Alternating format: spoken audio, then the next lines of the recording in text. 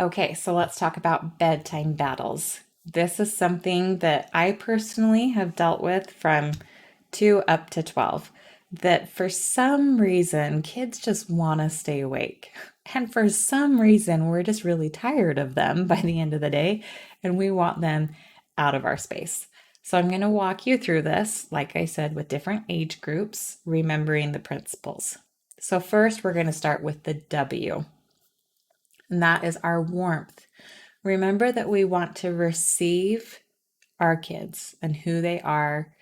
We want to see into their world and understand where they're coming from, what they might be experiencing, and we want to validate. So if we have a child who's fighting us on going to bed, can you get into their mind for a minute and see why they may be wanting to fight us? Is it that they don't want to be told what to do and that's just really hard for them? Is it that they have FOMO, like the fear of missing out? And going to bed means that they aren't with you or with all the things that are going on. And so they're sad about that. If you have older kids, is it that they feel like you're trying to control them or they shouldn't have any boundaries at all and should get to stay up until whatever time of night they want to stay up? Whatever it is, the principle here is to see into their world and try to understand why going to bed is an issue for them. And get curious and maybe you ask some questions. And then remember to validate their experience. Now, validating their experience doesn't mean that we're abandoning our boundaries that we're going to talk about. It means that you are just seeing into their world and saying what you feel counts, what I feel counts, but what you feel counts. Now remember that this releases bonding chemicals in the brain and it helps the child understand their own emotions. So it helps them increase their emotional intelligence and their emotional regulation. And this is one of the best things that you can do to keep warmth and connection in your relationship while still being really firm about your boundaries. Okay, so why is it that they don't want to go to bed? Can you see that and offer a validating statement? You wish that you could stay up all night. You wish that there wasn't a bedtime. You wish that you could be with us for forever. You love playing with your toys. You love hanging out with your friends. You love playing your video games. You love whatever it is that makes them want to stay up late. It's hard for you to put an end to that. I can see that. That's valid. I understand that. Okay, huge emotional points here. Now let's go into the I, which is identify boundaries.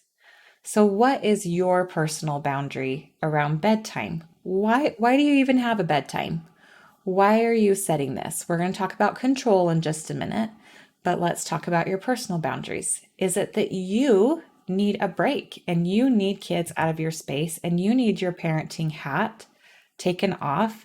And the only way that you can take it off is if the kids are out of your space. Is it that you think that they need sleep because evidence shows it? I'm not shaming you at all for thinking that your kids need sleep. They do.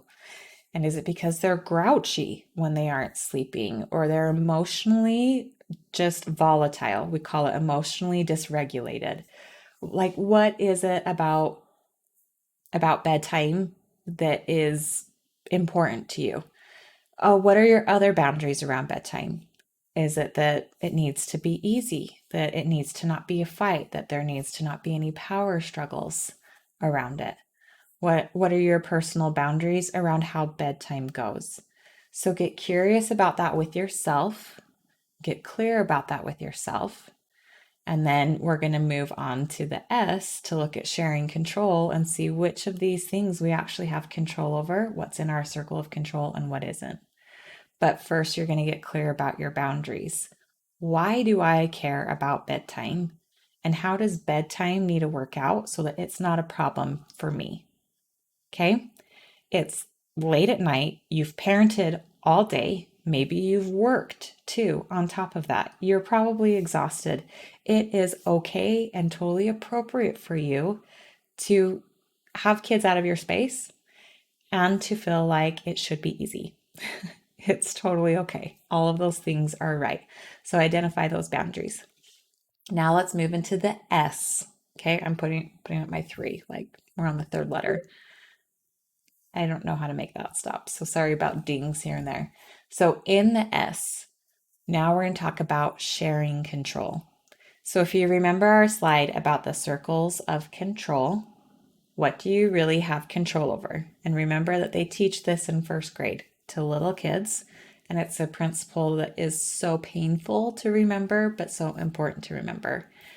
Can you force them to go to sleep? Can you force them to want to rest? Can you force them to close their eyes and go into REM? Can you force any of that? Can you force them to brush their teeth or put on their pajamas? And is it worth the fight that is going to happen? Are they feeling controlled? Are they pushing back? When you've got defiant kids, you've got to remember that you don't get to do things the same way your friends with the easygoing kids get to do it. That you may have to relinquish control of some things and turn it over to them. But then remember that they get ownership of their choices with that. So it's not like you've turned over control and now they're all running amok and nobody's in their pajamas and they're all wild children with stinky breath jumping all over the couch, or they're teens and they're gone until all hours of the night. But what is in their control and what is in yours? So when we were looking at this as a family, we identified our boundaries are that by this certain time of every night, there are no kids in our space. And what is in our control is that there are no kids in our space.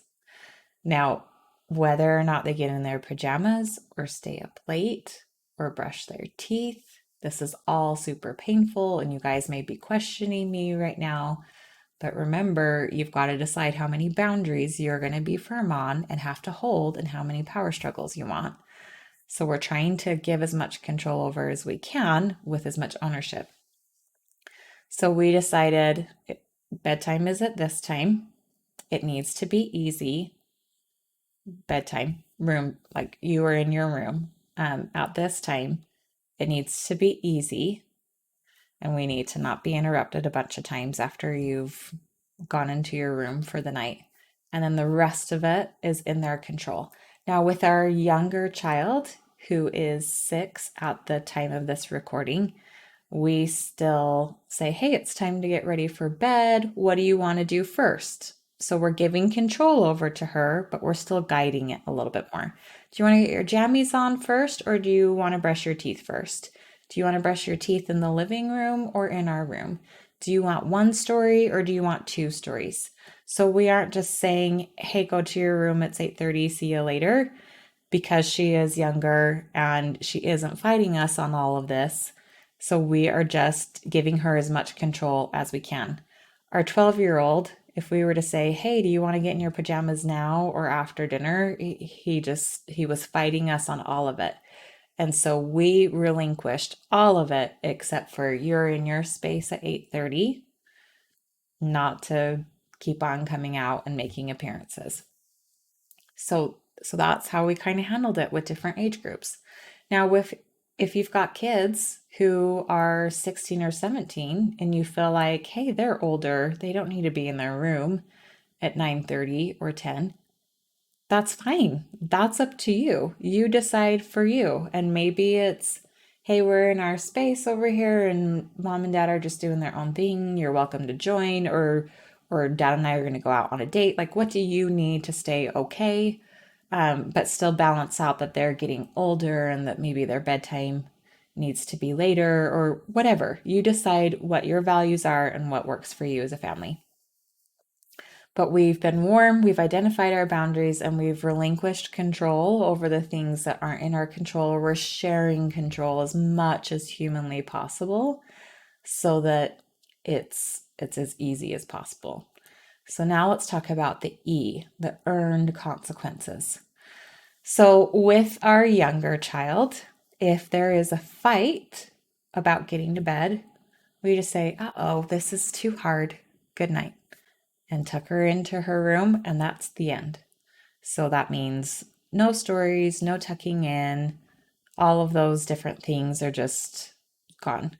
Now, when she was younger, we used to say if there was a fight with brushing teeth, then that just meant that there were no treats the next day, and that worked for a while, and then we didn't really like it anymore, and we tweaked it.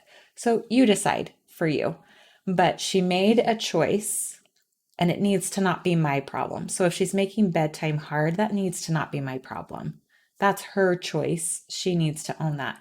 So how can we have them own that? Is it moving bedtime earlier because it takes so much work? And so now we've got to do it earlier. Is it just putting them straight into bed without the stories? Is it, oh, that was so much work for me that there's going to be an extra chore tomorrow? Is it that there's a fee that's charged for extra parent time? Is it that because you and your husband or you and your partner or spouse didn't get as much time together during the week that they get to pay for you to go out on a date on the weekend? And even a 2-year-old can pay in chores or toys, starting at the youngest age and moving up. So you decide what feels right for you to turn the ownership of that problem over to them and doing it in a way that it really doesn't feel like a problem for you if they make bedtime hard. That there's almost some delight in it because it makes it something really great for you and they just get to own it. So then they start to make those connections of making bedtime hard really doesn't work out for me. So with older kids, our 12-year-old loves to push this boundary because he thinks that he's 18 and he shouldn't have any boundaries at all or any limitations. And so we really have had to work hard at thinking, what is it that needs to happen for the ownership of him being disrespectful about this boundary turning over to him? And we've tested and tried different things, and quite honestly, we're still trying to find the right thing for him, the thing that we can follow through with that makes it not a problem for us. So we're testing different things. We're taking feedback on those things, and not from him, but just from his actions, and seeing, well, did that work enough? Is this too much of a problem for us? Is this a boundary we really want to keep firm, or is this something that we can be more flexible on? What do we really feel? What's really most important to us? All of those different kinds of things. But you decide. We had a friend whose child would go out at night, and he was 16, he was able to drive, and he would not come home when they asked him to. And so she finally said, like, we just will be chain locking the doors at night. Um, and if you're not home by this certain time, then you're sleeping in your car or at a friend's house. But this is so disrespectful to us that we're just kind of done. And so I think he was 17 at this point, and she followed through with that. And he slept in a parking lot 2 times, and then started coming in on time. And it was a reasonable time. They had shared control. He just did not want to respect the basic boundaries. So that's that. Or you can allow your child to not have any sort of curfew if they're older, and just let them deal with the consequences of being tired. Now, some parents will ask us, well, if I don't force my child to go to sleep, then they're going to wake up the next day and be super cranky. Okay, so if they're going to be cranky, how do we make this a problem for them instead of a problem for us? If they're cranky, the problem for us is that they are zero fun to be around. So what's the natural consequence? That they need to remove themselves. You're cranky, you're tired, you need to be away from us. You need to be in your room or whatever, because this is too hard to handle. And we're doing that over and over and over again until they start to connect the dots and say, you know what, for me, I need to not be exhausted. I need to rest well so I can be okay.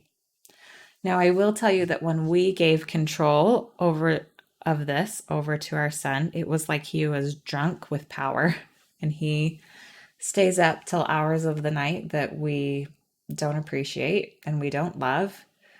But that's not in my circle of control. And if I were to try to force him to go to sleep, what luck would I have trying to force a 12-year-old to go to sleep? What luck would I have trying to force him to value a good night's rest? I don't have any luck that way. He doesn't care what I say. He doesn't want to learn from what I say. He wants to learn through his own experiences.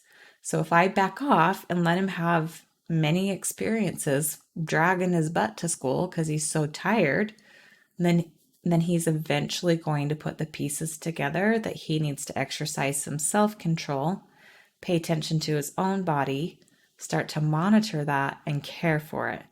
And if I do that now, maybe by the time that he's 18 or 19, when kids are going off to college and they're super drunk with power because it's like their first time having freedom, he may be more self regulated and say, hey, I can stay up late on the weekends, but on school nights, I've got to get my rest. But that's only going to happen if I back off of his steering wheel. I don't try to control it. Same with our little kids, even when they're younger, our fours and younger. Is it worth it to you to be totally exhausted? Or do things just work out better for you if you're well rested? So that's a lot on bedtime battles, but figure out where those big power struggles are, see what control you can give over, let them experience the outcome of their consequences. Oh, this is the other thing that I was going to mention is that um, our son was fighting us on pajamas, on brushing, on flossing, on going to sleep, like everything. I don't know what I did to anger like the fertility gods that sent me all these children that are so strong-willed. Um, but we turned over brushing his teeth to him and whether he sleeps in his pajamas or not over to him. And now if he gets any cavities, he has to pay for them. And this was kind of interesting because he did get a cavity and he wanted to go to a pediatric dentist and have general anesthesia and be put out so that he could have his cavities filled. And I said, that's fine. Let's just get a quote of how much that's going to cost, and that will probably be like $400 or $500. Or you can go to this dentist, and with our insurance, it will cost you probably $30. And he said, well, what's a shot like? I said, it's like a pinch. Well, how bad of a pinch is it? And so I pinched him really hard. I asked him if he wanted to feel what it felt like. And he said, yes. So I pinched him. And he's like, that hurt. I'm like, yeah, but are you okay? Are you like $500 okay? Or is it worth $500 to skip that feeling?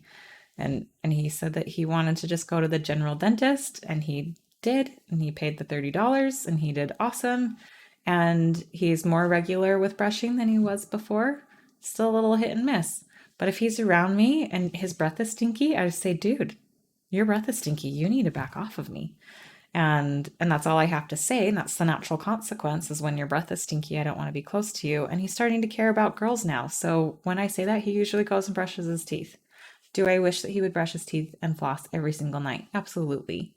But is that in my control? Is that a boundary that I want to enforce every day? No, it's not. There's more important things to try to enforce, like basic human respect, and then he just gets to deal with the consequences. Does it suck? Do I wish that I could force my kids to go to sleep at a time that's best for their bodies? That I could have them all tucked in their nice jammies, freshly showered, and just feeling totally ready for the night? Yes. Do I wish that I could force them to brush their teeth every time and floss their teeth and care about their oral hygiene? Yes. It sucks that we do not have control over those things. But if you want bedtime to run a little bit smoother and you don't want it to be a source of contention and power struggle at the end of the day, you're going to have to let go of what's not in your control and swallow the pill that every parent has to swallow, that our kids are not in our control, that we can influence them, but we can't control them. So on the flip side, the positive is that we aren't having a lot of fights at bedtime anymore. And it used to be awful. It used to be 30 to 45 minutes of locking horns and going head to head at each other. And it's hardly even an issue anymore. We're still figuring out that one element, but we'll figure it out and it'll all be good. So I hope that helps. Let us know what questions you have.